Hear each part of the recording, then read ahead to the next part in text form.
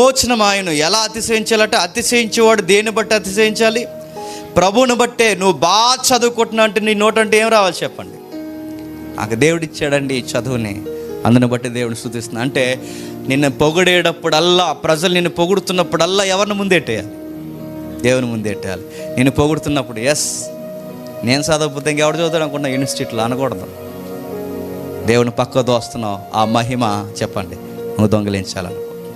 కొన్ని పదాలు రాశాడు చూడండి. దేవుని మూలముగా ఆయన మనకి నేర్పిన జ్ఞానము, నీతి, పరిశుద్ధత.